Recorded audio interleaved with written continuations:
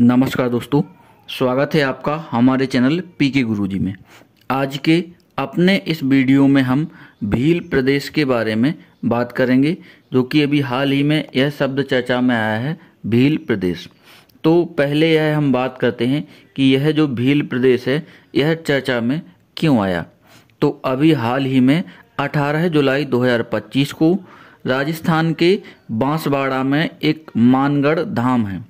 ठीक है, तो मानगढ़ धाम में मध्य प्रदेश, राजस्थान, गुजरात और महाराष्ट्र यहाँ से आए हुए आदिवासी समाज के लोग इकट्ठा हुए और इन सभी ने एक ही सुर में आवाज़ लगाई कि हमको हमारा भील प्रदेश चाहिए, यानी हमें एक नया प्रदेश बनाना है।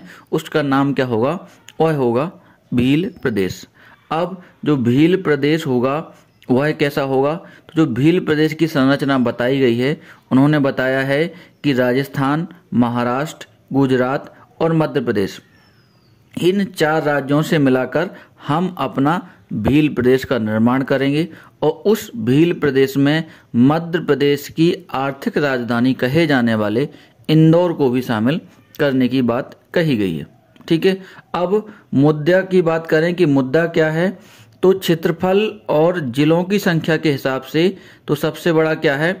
राजस्थान, और दूसरे नंबर पे आता है मध्य प्रदेश। लेकिन अगर हम बात करें आदिवासी जनसंख्या की, तो आदिवासियों की जनसंख्या के हिसाब से मध्य प्रदेश जो है वह नंबर 1 पर है। ठीक है, और अगर हम बात करें यह भील प्रदेश की, तो यह भील प्रदेश की मांग आज की नहीं है, कई सालों से इसकी मांग की जा रही है। अब जो भील प्रदेश बनेगा उसमें मध्य प्रदेश के कौन कौन से जिले शामिल होंगे? तो उन्होंने बताया कि जो मध्य प्रदेश राज्य है वहाँ से इंदौर, गुना, शिवपुरी, मंदसौर, नीमच, रतलाम, धार, देवास, खंडवा, खरगोन, बुरहानपुर, बड़वानी और अलीराजपुर को शामिल किया जाएगा।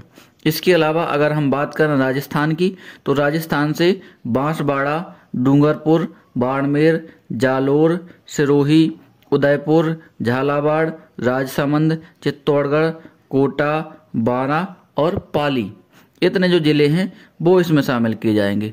गुजरात राज्य से अरवल्ली, महिसागर, दाहोद, पंचमहल, सूरत, बड़ोदरा, तापी, नवसारी, छोटा उदयपुर, नर्मदा, साबरकांठा, बनासकांठा, भरूच और वलसाड़ जिले को इसमें शामिल किया जाएगा। बात करें महाराष्ट्र राज्य से, तो महाराष्ट्र राज्य से नासिक, ठाणे, जलगांव, धुले, पालघर और नंदुरबार, इतने जिलों को शामिल करने की मांग की गई है। अब यह जो भील प्रदेश है इसकी मांग से संबंधित कुछ इतिहास भी है। तो सबसे पहले अगर हम बात करें भील प्रदेश की मांग का, तो भील प्रदेश की जो मांग है वह 108 साल पुरानी है, ये आज की नहीं है। 108 साल से एक नया प्रदेश जिसका नाम रखा जाएगा भील प्रदेश, इसकी मांग चल रही है। और उस समय अगर हम बात करें तो राजस्थान, गुजरात और मध्य प्रदेश में जो आदिवासी बहुल इलाके थे उसमें क्या था? शासकों और सामंतों का राज्य था। और जो ये शासक थे और सामंत थे यह अंग्रेजों के साथ मिलकर आदिवासी समाज के लोगों का बहुत ही शोषण करते थे। आदिवासियों से बेगार लेना, उन पर भारी भरकम लगान लगा देना, उनकी जमीनों पर कब्जा कर लेना और उनके जल जंगल जमीनों के अधिकारों का हनन करते थे। तो इसी सब को देखते हुए 17 नवंबर 1913, कब? 17 नवंबर 1913 में मार्गशीर्ष पूर्णिमा को मानगढ़ पहाड़ी पर एक वार्षिक मेला का आयोजन हुआ और जो उनके गुरु थे गोविंद गुरु, इनका जन्मदिन मनाने के लिए लाखों की संख्या में आदिवासी एकत्रित हुए। कहाँ पर? राजस्थान के मानगढ़ में। फिर इसके बाद क्या हुआ कि जब अंग्रेजों को पता चला कि यहाँ पर भारी संख्या में लोग इकट्ठे हो रहे हैं, कुछ ना कुछ यहाँ पर विरोध होगा, तो अंग्रेज सरकार ने इस शांतिपूर्ण सभा को क्या मान लिया कि यहाँ पर ये विद्रोह करेंगे, यानी विद्रोह मान लिया। और 16 नवंबर 1913 की शाम से ही अंग्रेज सिपाहियों ने मेवाड़, राजपूत रेजिमेंट, बेलेजली राइफल और जाट रेजिमेंट की सेना ने मानगढ़ पहाड़ी को चारों ओर से घेर लिया। ठीक है, कब? 16 नवंबर 1913 की शाम से ही। और आयोजन कब होना था? 17 नवंबर को। तो फिर आगे क्या हुआ कि जो कर्नल सटन थे, कर्नल सटन के नेतृत्व में अंग्रेजी सेना ने 17 नवंबर 1913 की सुबह लगभग 8:30 बजे, कब 8:30 बजे, निहत्थे आदिवासियों पर अंधाधुंध गोलीबारी शुरू कर दी। अंग्रेजों के पास आधुनिक बंदूकें और मशीन गन थी। तो इसमें क्या हुआ कि जो यह नरसंहार हुआ, भारी भरकम नरसंहार हुआ, इसमें महिलाओं, बच्चों और पुरुषों सहित 1500 से भी ज़्यादा आदिवासी भील शहीद हो गए। और यह जो घटना है, यह घटना 1919 से भी पहले हुई थी। जो जालियांवाला बाग हत्याकांड हुआ था 1919 में, इससे पहले भी यह घटना हुई थी और इस घटना को आदिवासी जालियांवाला कहा जाता है। ठीक है, अगर हम बात करें कि जो आदिवासी आबादी है हमारे इन 4 राज्यों में, महाराष्ट्र, गुजरात, राजस्थान और मध्य प्रदेश में, तो वो कितनी कितनी हैं। तो सबसे पहले हम बात करें अगर हम राजस्थान की, तो राजस्थान में 13.48% आबादी है आदिवासियों की, गुजरात में 14.8, महाराष्ट्र में 9.35 और मध्य प्रदेश में सबसे ज़्यादा 21 यानी 21% आदिवासी समाज के लोग रहते हैं। अब आप एक यह मैप देख रहे हैं अपनी स्क्रीन पर, तो यह अंग्रेजों के समय बनाया गया map of the Bhil country, यानी एक भील देश के नाम से उन्होंने एक मैप तैयार किया था, जिसको ही एक भील प्रदेश बनाने की मांग की जा रही है। तो आप मैप में देख पा रहे हैं, इसमें राजस्थान, गुजरात, मध्य प्रदेश और महाराष्ट्र, इन 4 राज्यों का कुछ कुछ एरिया मिलाकर ही एक नया भील प्रदेश मिलकर बनाया गया है। अगर हम बात करें कि हम अगर भील प्रदेश बन जाता है तो उस बनने में क्या क्या चुनौतियां आएंगी, उसके बारे में बात करेंगे। तो सबसे पहली जो चुनौती होगी कि जो नया राज्य बनाना है उसकी चुनौती है, क्योंकि इससे पहले भी देखा जाए तो मध्य प्रदेश में गोंडवाना राज्य बनाने की मांग उठ चुकी है और उसके बाद बुंदेलखंड राज्य बनाने की अलग मांग चल रही है। तो अभी गोंडवाना और बुंदेलखंड नया राज्य नहीं बन पाया है, तो अभी भील प्रदेश बनाने में अभी काफ़ी समय लग सकता है। ठीक है, और दूसरा ये होता है कि अगर हम राज्य बनाकर, सीमाएं बनाकर एक नया राज्य भी बना दें तो उससे कोई विकास का मुद्दा हल नहीं हो जाता। ठीक है, तो मुद्दा क्या होता है कि विकास कैसे करना है, उसकी प्राथमिकताएं तय करें और कैसे विकास होगा उसकी योजनाएं बनाएं, उसको इम्प्लीमेंट करें, लागू करें, तभी वह विकास होता है, ना कि राज्य बनाकर। दूसरा है कि जो आदिवासी समाज है वह बहुत ही विविधता से भरा हुआ समाज है, तो पहले तो हमें इस विविधता को भी समाप्त करना पड़ेगा।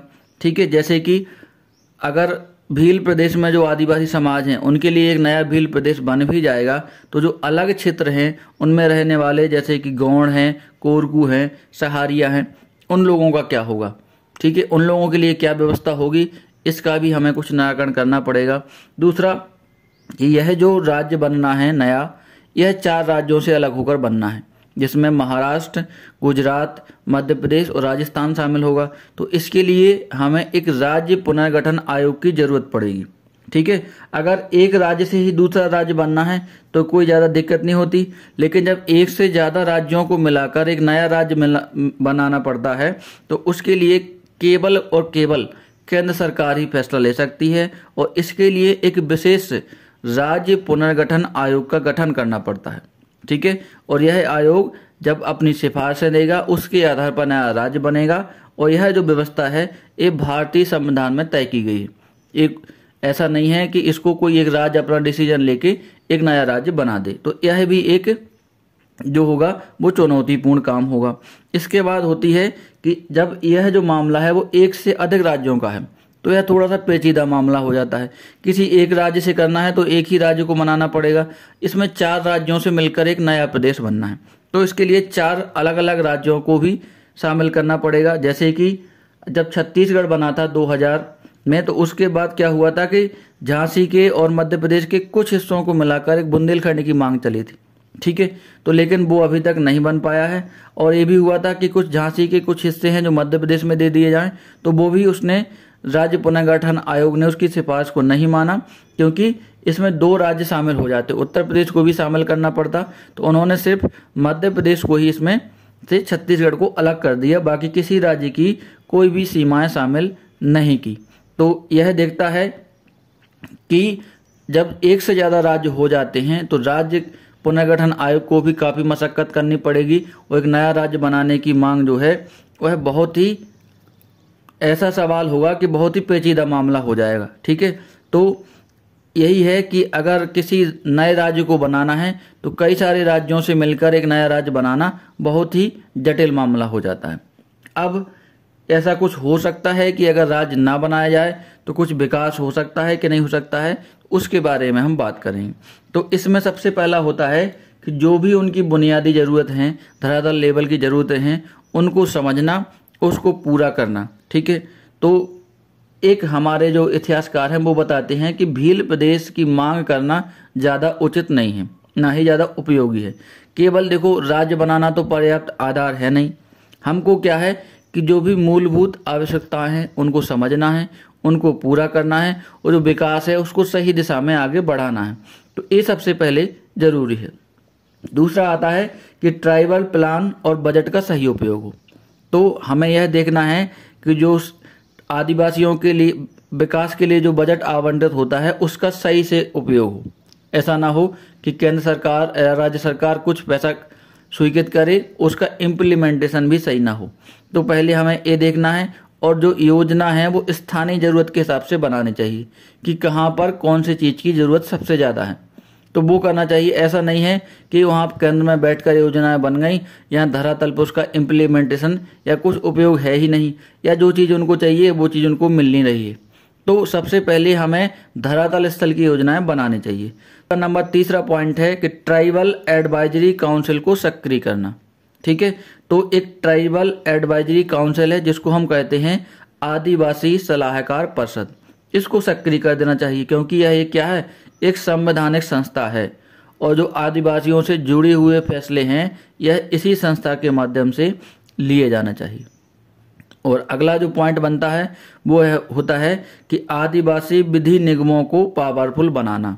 जैसे आदिवासी विधि निगमों को भी सक्रिय करने की जरूरत है क्योंकि जब तक आदिवासियों के हितों की रक्षा करने वाली जो संस्थाएं हैं वो ठीक से काम नहीं करेंगी तो अगर हम नया राज्य भी बना दें तो इससे कोई ज़्यादा विकास की संभावना नहीं नजर आती है। तो सबसे पहले हमें ज़रूरत है कि जो आदिवासी विधि निगम हैं उनको पावरफुल बनाएं, उनको सक्रिय करें, वो अपना इम्प्लीमेंटेशन करें ताकि जो आदिवासी समाज है या आदिवासी क्षेत्रों का विकास ठीक ढंग से हो सके।